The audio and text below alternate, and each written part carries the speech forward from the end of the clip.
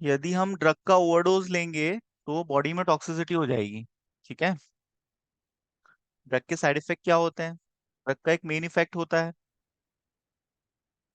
यदि कोई बीमारी है उसको ठीक करने के लिए हमने दवाई खाई, तो दवाई उस बीमारी को ठीक कर रही है, ये दवाई का मेन एक्शन हो गया। लेकिन इसके साथ साथ कुछ सबसाइड एक्शंस भी आते हैं, उन्हीं को हम साइड इफेक्ट बोलते हैं। ठीक है। जैसे आपका पेनिसिलिन का साइड इफेक्ट क्या होता है? ये नेफ्रोटॉक्सिसिटी कॉज करती है। नेफ्रोटॉक्सिसिटी का मतलब होता है, नेफ्रॉन कहाँ होता है? नेफ्रॉन सेल किडनी में प्रेजेंट होता है। तो जब पेनिसिलिन का ओवरडोज लिया जाता है तो उस वजह से किडनी के सेल डैमेज होने लगते हैं, टूटने लगते हैं, और किडनी में डिसफंक्शनिंग हो जाती है। इसी को हम नेफ्रोटॉक्सिसिटी कहते हैं। किसका कॉमन साइड इफेक्ट है ये? पेनिसिलिन का। ठीक है। और कुछ पेशेंट में पेनिसिलिन हाइपर सेंसिटिविटी रिएक्शन भी शो करता है। कुछ पेशेंट एनाफाइलेक्टिक शॉक में चले जाते हैं। ठीक है। एनाफाइलेक्टिक शॉक और हाइपर सेंसिटिविटी रिएक्शन होती है कुछ पेशेंट में पेनिसिलिन इंजेक्शन के लगाने से। पेनिड्यूरा जो इंजेक्शन है वो एंटीबायोटिक इंजेक्शन है, बहुत ज्यादा यूज होता है, और ये लार्ज वैरायटी ऑफ इन्फेक्शन को कवर करता है। इसको इंट्रामस्कुलर रूट से दिया जाता है।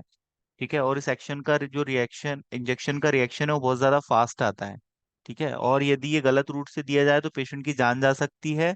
और जिस पेशेंट को यदि सूट नहीं होगा तो पेशेंट एनाफाइलेटिक शॉक में जा सकता है, उसकी डेथ हो सकती है।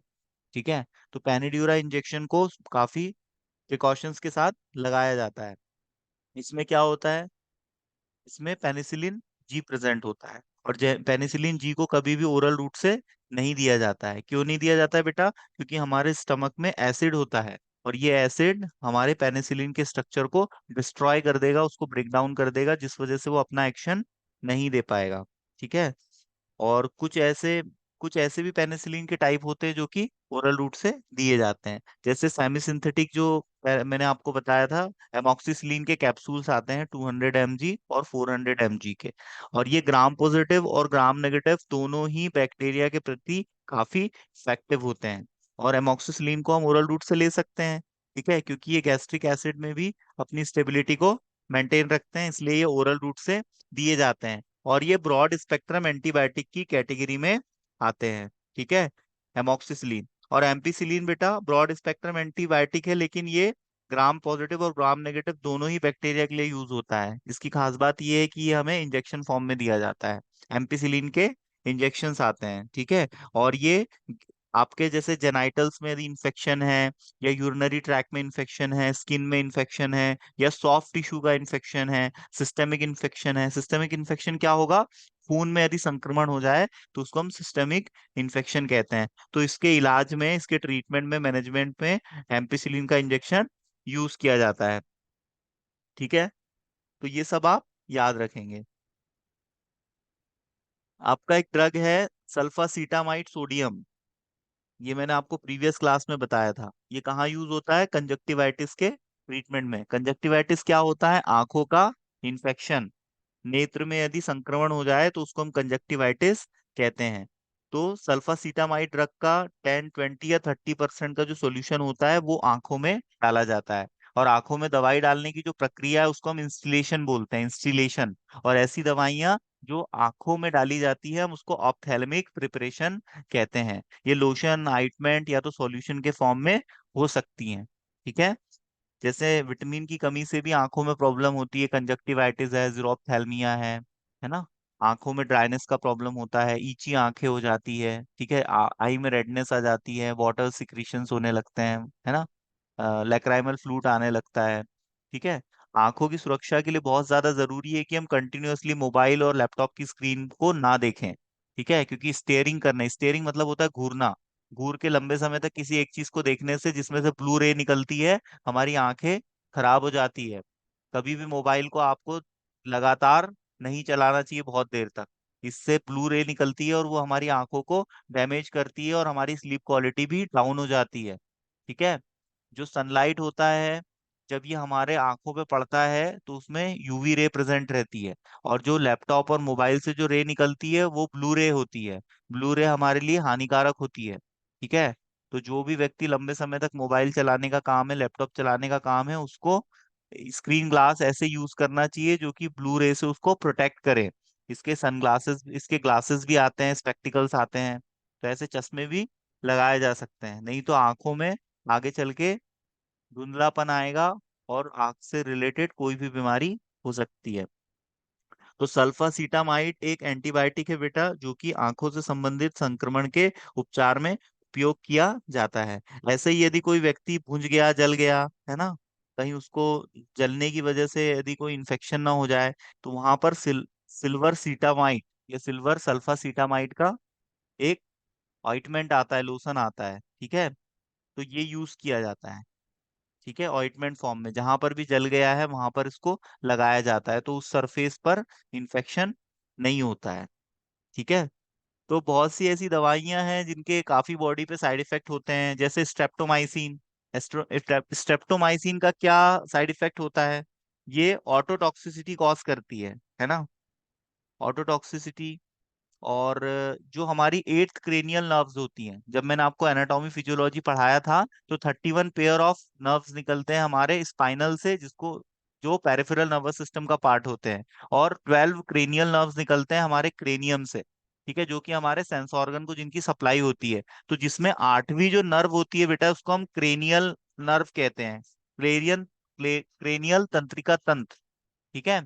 तो क्रेनियल जो तंत्रिका है, ये डैमेज होने लगती है, तो जिस वजह से व्यक्ति में डीफनेस आती है। डीफनेस मतलब बहरापन आता है। ठीक है। तो व्यक्ति बहरा हो सकता है, जिसको स्ट्रेप्टोमाइसिन की टॉक्सिसिटी हो जाएगी। ठीक है।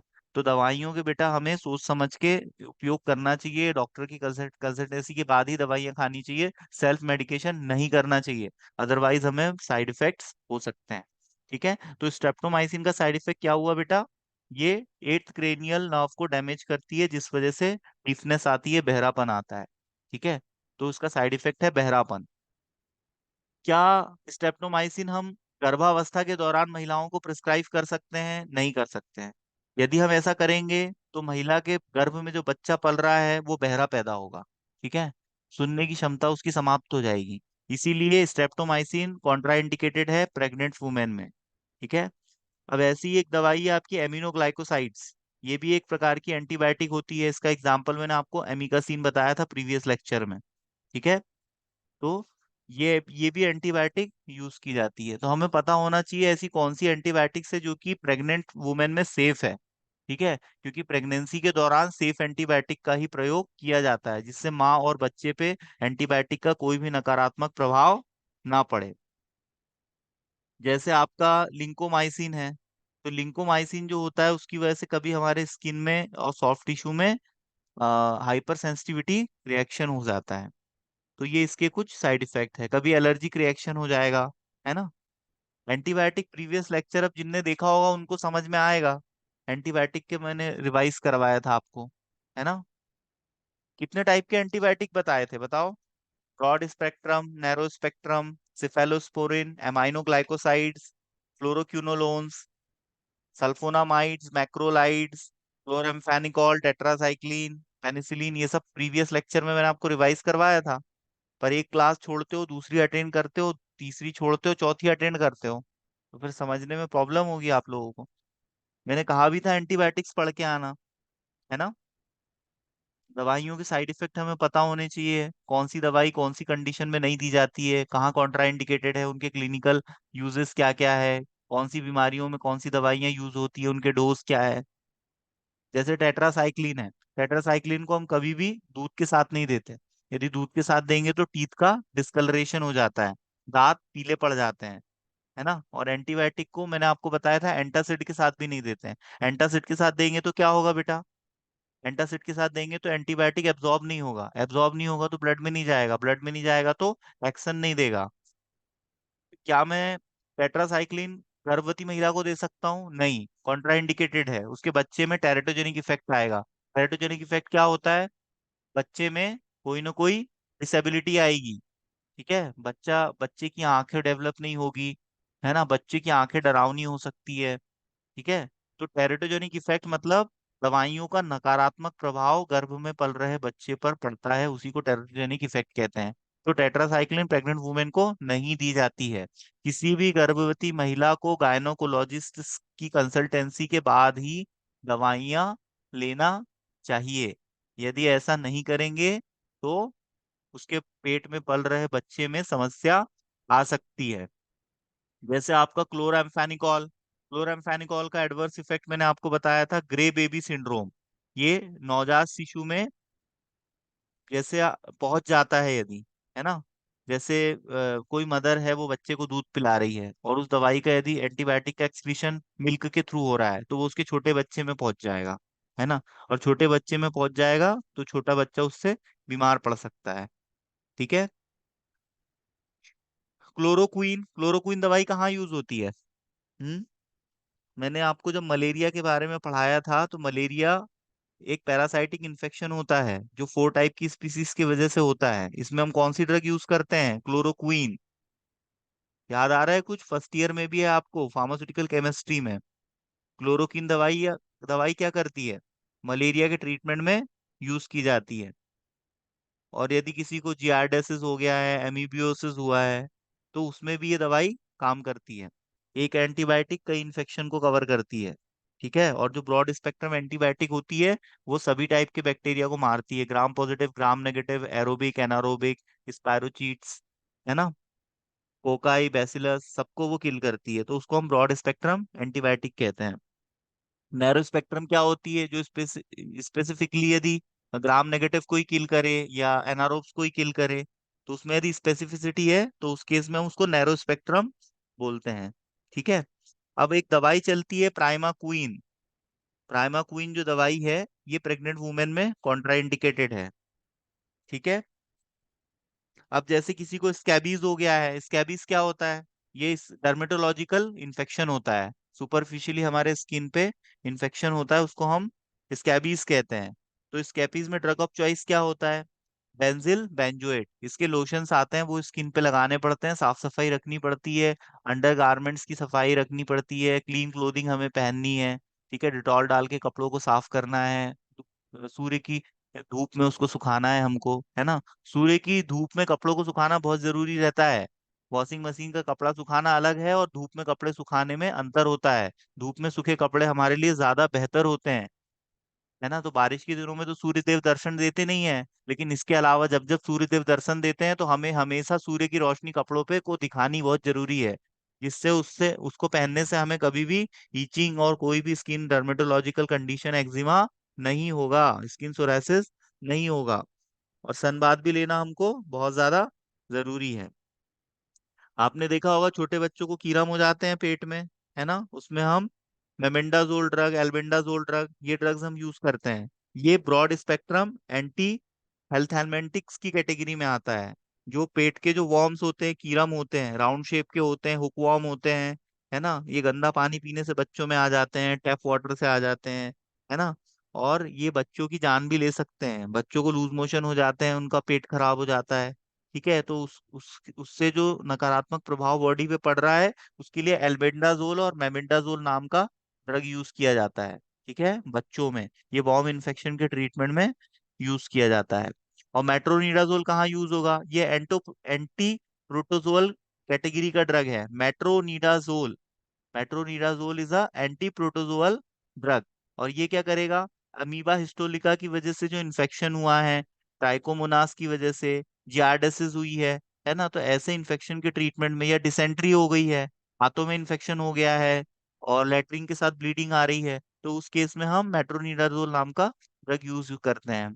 टिनिडाजोल और निडाजोल, ठीक है, ये भी मेट्रोनिडाजोल की जगह यूज किए जाने वाले ड्रग हैं, इनका भी सेम एक्शन होता है। अभी कोविड के बाद में ब्लैक फंगस आया था, आई इन्फेक्शन, उस केस में कौन सा ड्रग यूज हो रहा था? Amphotericin B. एम्फोटेरिसिन बी किस कैटेगरी का ड्रग है? एंटी फंगल कैटेगरी का ड्रग है। ये वाइड रेंज ऑफ फंगई को और ईस्ट को मारने में हमारी हेल्प करता है, और ये ब्रॉड स्पेक्ट्रम एक्टिविटी शो करता है।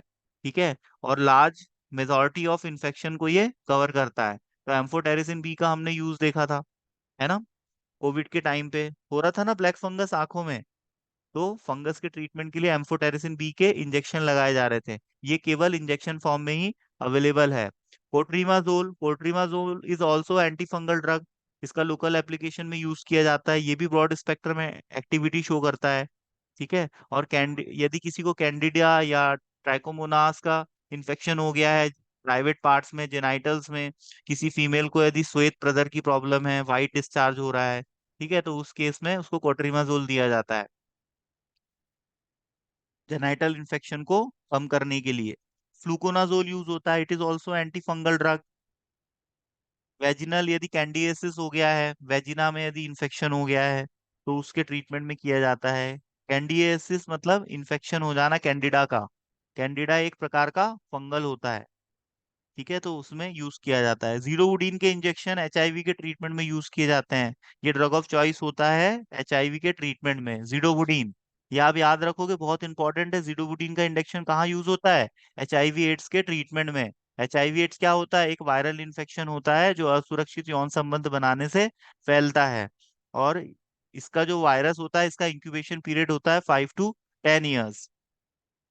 जीडोवुडीन का एडवर्स इफेक्ट हमें याद रखना है, ये हमारे बोन मैरो को सप्रेस कर देता है, ठीक है, क्योंकि जो एंटीवायरल ड्रग होती है वो जो फास्ट डिवीजन जिन सेल्स में होता है उनको किल करती है। तो हमारे बोन मैरो के जो सेल्स होते हैं उनका भी डिवीजन काफी फास्ट होता है, तो वो डिफरेंशिएट नहीं कर पाती है, तो बोन मैरो में सप्रेशन हो जाता है। और यदि बोन मैरो में सप्रेशन होगा तो डब्ल्यूबीसीएस और आरबीसीएस का प्रोडक्शन नहीं हो पाएगा।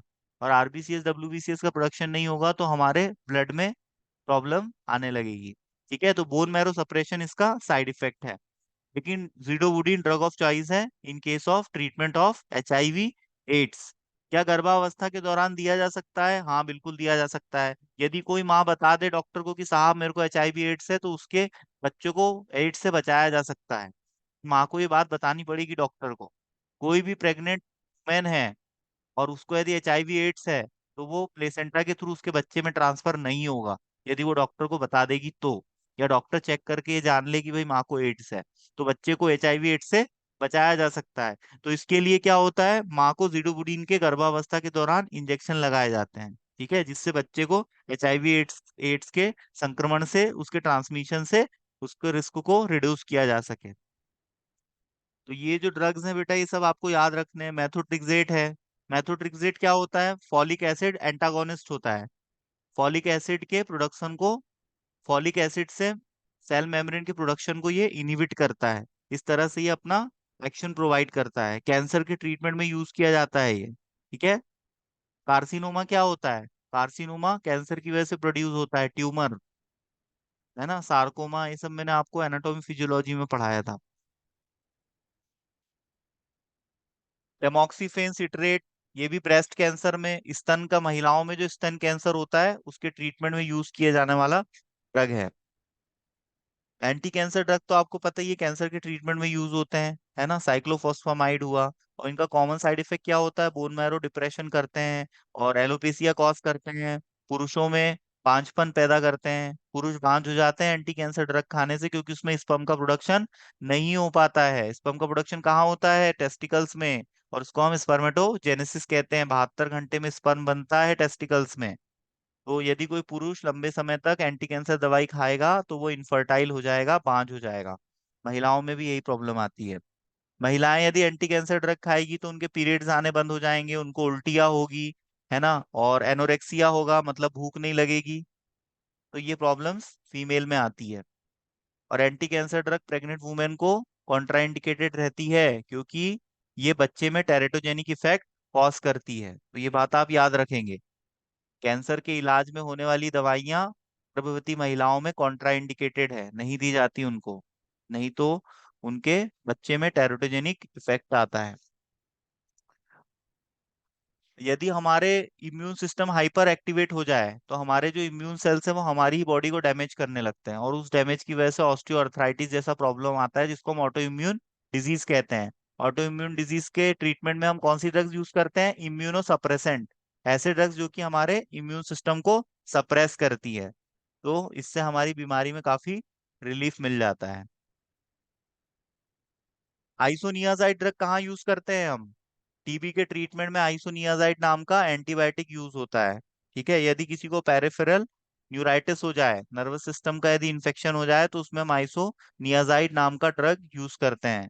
और इसको हम विटामिन बी 6 के साथ कॉम्बिनेशन में देते हैं। ऐसा क्यों करते हैं? क्योंकि आइसोनियाजाइड की वजह से बॉडी में, हमारे डाइट में जो विटामिन बी 6 अवेलेबल है वो अवशोषित नहीं हो पाता है। तो B6 की डेफिशिएंसी हो जाती है, इसलिए कॉम्बिनेशन में पायरोक्सिन भी दिया जाता है। यदि किसी की आंखों में इन्फेक्शन हो जाए, है ना, तो उसको कलर ब्लाइंडनेस हो सकती है, उसका विजन ब्लर्ड हो सकता है, उसको धुंधला नजर आएगा, क्योंकि उसके जो ऑप्टिक नर्व है वो इन्फेक्टेड हो जाएगी, तो उस इन्फेक्शन की वजह से विजन लॉस हो जाएगा। ठीक है। कलर ब्लाइंडनेस क्या होती है? इसमें व्यक्ति लाल और हरा रंग को डिफरेंशिएट नहीं कर पाता। इशिहारा एक बुक आती है, उस बुक में जो प्लेट्स होती हैं उसमें कलर कॉम्बिनेशन होते हैं ग्रीन और रेड, तो उससे जो प्लेट पे जो नंबर्स होते हैं उसको पेशेंट मरीज आइडेंटिफाई नहीं कर पाता है, तो इससे डायग्नोसिस होता है कलर ब्लाइंडनेस का, इशिहारा बुक के थ्रू। इथाम्ब्यूटॉल जो है वो 6 साल के जो बच्चे हैं, उस 6 साल से कम उम्र के जो बच्चे हैं उनको इथाम्ब्यूटॉल ड्रग नहीं देते, है ना। नहीं तो बच्चों में क्या होता है, उनकी नेत्र की ज्योति चली जाती है, तो इस चीज का हमें ध्यान रखना है ना। जैसे किसी पेशेंट को रिफाम्पिसिन दिया है, तो रिफाम्पिसिन की वजह से पेशेंट का जो यूरिन है उसका जो कलर है वो येलो से रेड हो जाएगा, ऑरेंज टाइप का पीला, मतलब रेडिश यूरिन आएगा। तो पेशेंट को फार्मासिस्ट को बता देना चाहिए काउंसलिंग के दौरान कि भाई आपको हमने रिफाम्पिसिन नाम का ड्रग दिया है, और इस दवाई को जब तक आप खाओगे आपका यूरिन लाल आ सकता है, तो घबराने वाली कोई बात नहीं है। क्योंकि पेशेंट को जब यूरिन में रेडनेस दिखती है तो उसको यही लगता है कि मेरे यूरिन के साथ खून आ रहा है, तो पेशेंट का बीपी हाई हो जाता है, डर जाता है, वो घबरा जाता है। तो ये सब पेशेंट को बताना बहुत ज्यादा जरूरी है। डायूरेटिक ड्रग्स आपको पता है क्या होते हैं? ऐसे ड्रग्स जो कि यूरिन के प्रोडक्शन को बढ़ाते हैं, यूरिन के फ्लो को बढ़ाते हैं, हाइपरटेंशन के, हाई बीपी के पेशेंट में यूज किए जाते हैं। ठीक है। इसका मैंने आपको एग्जांपल बताया था, लूप डायूरेटिक्स होते हैं जो कि लूप ऑफ हेनले पे काम करते हैं। इसका एग्जांपल है फ्यूरिसेमाइड, लेसिक्स इंजेक्शन और टॉर्सेमाइड। मॉडरेट एक्टिंग जो होते हैं उसमें थायाजाइड डायूरेटिक्स आता है जो कि डिस्टल कन्वोल्यूटेड ट्यूब पर काम करते हैं। इसका एग्जांपल है हाइड्रोक्लोरथायाजाइड और क्लोरथैलिडोन। तो ये इसके एग्जाम्पल है, क्लोरथायाजाइड, हाइड्रोक्लोरथायाजाइड्स। ये थायाजाइड डायूरेटिक है जो कि डीसीटी पे काम करते हैं। ये जो डीसीटी है, लूप ऑफ एनले है, ये सब किडनी का जो स्मॉलेस्ट फंक्शनल यूनिट होता है नेफ्रॉन सेल, उसके पार्ट्स होते हैं जो फिल्ट्रेशन का काम करता है, तो वहां पर ये दवाई अपना इफेक्ट दिखाती है। इसमें आपका पोटेशियम स्पेयरिंग डायूरेटिक्स आता है, ऑस्मोटिक डायूरेटिक आता है, कार्बोनिक एनहाइड्रेज इनहिबिटर्स आते हैं, और मेथाइल जैंथीन्स आते हैं। पोटेशियम स्पेयरिंग डायूरेटिक का एग्जांपल है स्पाइरोनोलैक्टोन। ऑस्मोटिक डायूरेटिक का एग्जांपल है मैनीटॉल। कार्बोनिक एनहाइड्रेज इनहिबिटर का एग्जांपल है ग्लीसरॉल, एसिडाजोलामाइड। और मिथाइल जैंथीन्स का एग्जांपल है थियोफाइलिन। ठीक है। थियोफाइलिन क्या करता है? सीएनएस स्टिमुलेंट होता है, कैफीन की तरह। सीएनएस यदि स्टिमुलेट होगा तो बॉडी में ब्लड का सर्कुलेशन बढ़ जाएगा, ब्लड का सर्कुलेशन बढ़ जाएगा तो किडनी में ज्यादा सप्लाई होगा, तो और किडनी में ज्यादा सप्लाई होगा तो यूरिन का प्रोडक्शन बढ़ जाएगा। अब ऐसी कौन सी कंडीशंस है जिनके मैनेजमेंट, ट्रीटमेंट में, उपचार में, इलाज में हम डायूरेटिक ड्रग्स यूज करते हैं? इडिमा, बॉडी में कहीं सूजन आ गई, पेडल इडिमा मतलब पैर में सूजन आ गई। एडिमा कहीं भी हो सकता है, इंटरनली एक्सटर्नली, फ्लूइड रिटेंशन की वजह से होता है, तो इसके इलाज में हम डायूरेटिक ड्रग्स यूज करते हैं। या किसी पेशेंट को कंजस्टिव हार्ट फेलियर हो गया है, हाइपरटेंशन के पेशेंट है, किसी को किडनी स्टोन हो गया है, ठीक है, या सैलिसिलेट या बारबिचूरेट की पॉइजनिंग में as a antidote diuretic use किए जाते हैं। डायूरेटिक के कॉमन साइड इफेक्ट्स क्या है? ये ब्लड में पोटेशियम के लेवल को सीरम में कम कर देते हैं, जिसकी वजह से हाइपोकैलेमिया नाम का मेडिकल कंडीशन डेवलप होता है। ये सीरम में यूरिक एसिड के लेवल को बढ़ा देते हैं, जिससे आगे चल के गाउट हो सकता है। तो लंबे समय तक यदि डायूरेटिक का सेवन किया जाए तो इससे गाउट की समस्या भी पैदा हो सकती है, तो ये भी इसका एक साइड इफेक्ट है। क्योंकि यूरिक एसिड के जो क्रिस्टल है ये क्रिस्टलाइजेशन के थ्रू एक एक्यूमुलेट होने लगते हैं स्मॉल जॉइंट्स पे, तो वहां पर नर्व सप्रेशन की वजह से पेन होता है। और ये रक्त में शर्करा को और लिपिड को बढ़ाते हैं, डिहाइड्रेशन कॉज करते हैं। यूरिन का प्रोडक्शन ज्यादा होगा, एक्सक्रीशन ज्यादा होगा, तो पेशेंट डिहाइड्रेशन की कंडीशन में चला जाएगा। ठीक है। तो ये सारे प्रॉब्लम देखे जाते हैं। ट्रीटमेंट तो मैंने आपको बताया है इनका कहाँ यूज होता है, इलाज कौन सी बीमारी के इलाज में यूज होते हैं, है ना।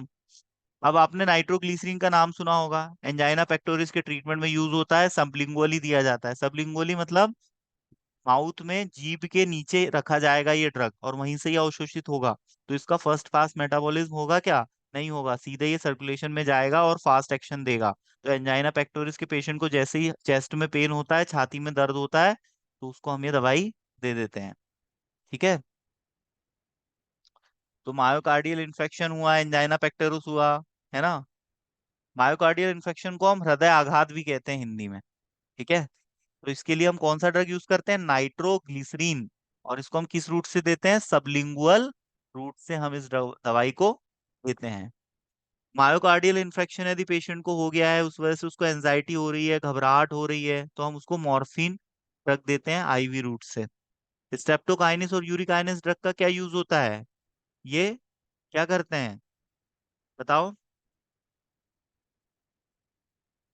स्ट्रेप्टोकाइनेज और यूरिकाइनेज, इनका क्या यूज है बॉडी में। हम्म ये थ्रम्बोलाइटिक एजेंट होते हैं। थ्रम्बोलाइटिक एजेंट क्या करते हैं, थ्रम्बस को तोड़ेंगे, क्लॉट को डिसॉल्व करेंगे, जिस वजह से ब्लड का सर्कुलेशन बॉडी में प्रॉपर होगा। और यदि आर्टरी ब्लॉक हो जाए, कोरोनरी आर्टरी ब्लॉक हो जाए, तो कौन सा प्रॉब्लम होगा, एंजाइना पेक्टोरिस हो सकता है, मायोकार्डियल इन्फेक्शन हो सकता है, हाइपरटेंशन हो सकता है। ठीक है, ये सारी समस्याएं आएगी।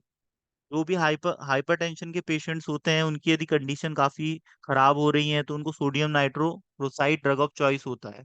ठीक है, आईवी रूट से दिया जाता है, जिनका बीपी बहुत ज्यादा बढ़ जाता है।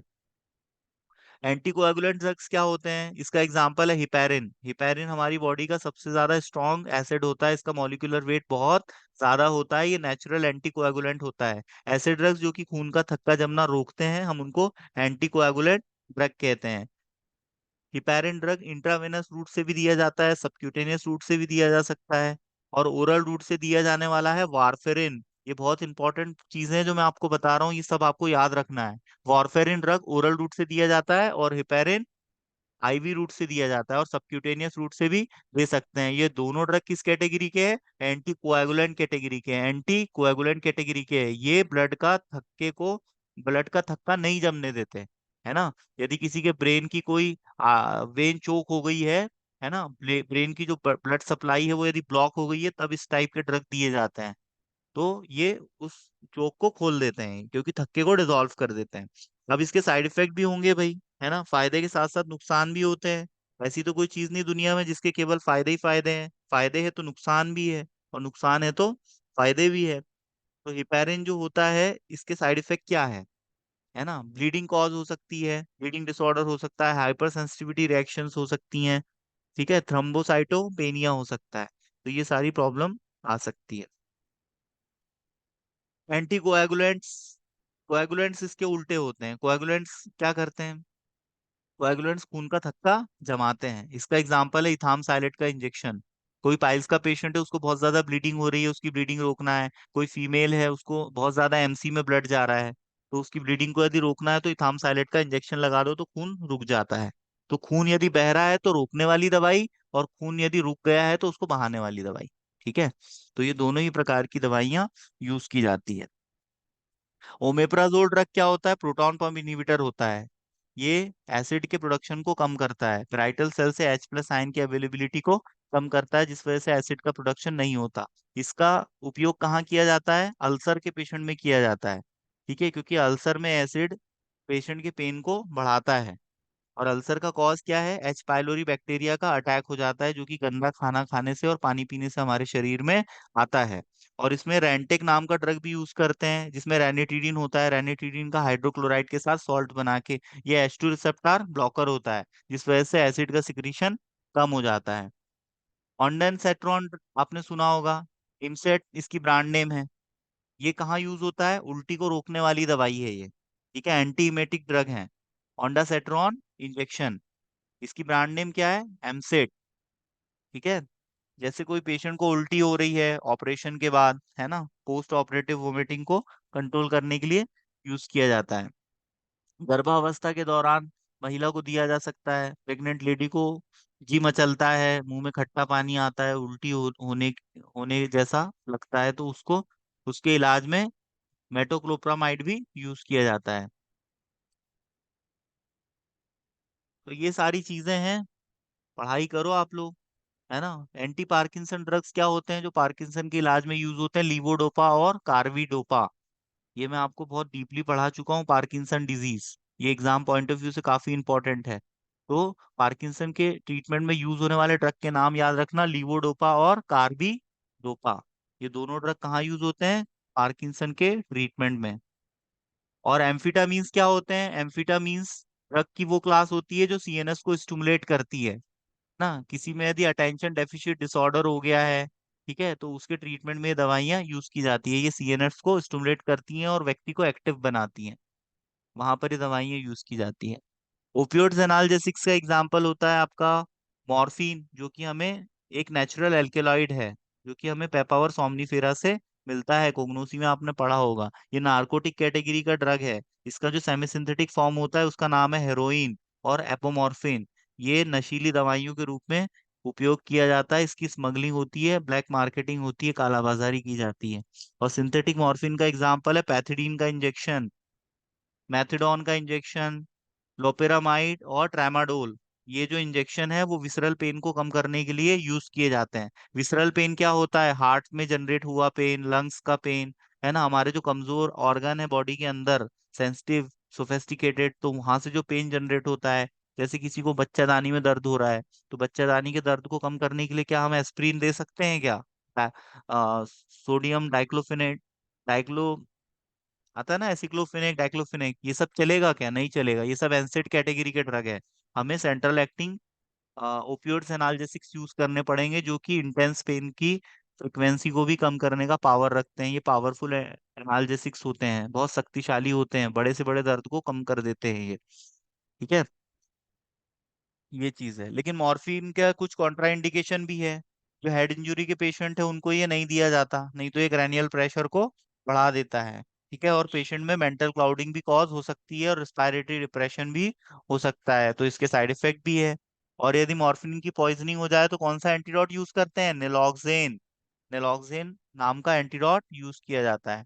ट्रामाडोल के इंजेक्शन तो आपने कभी लगवाए होंगे शायद, बहुत ज्यादा दर्द होता है तो ट्रामाडोल के इंजेक्शन ही लगाए जाते हैं। पैरेंटल रूट से दिया जाता है ये।